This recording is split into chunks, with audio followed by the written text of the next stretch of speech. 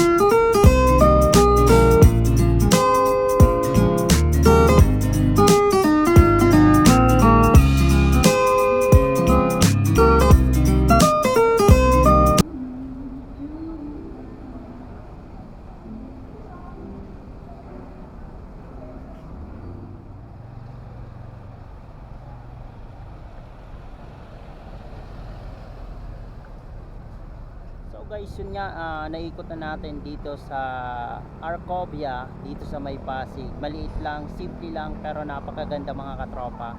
Marami ditong pwedeng gawing activity tulad ng jogging, badminton din pwede rin. Pero kadalasan na nakikita ko dito mga katropa yung mga nagja-jogging.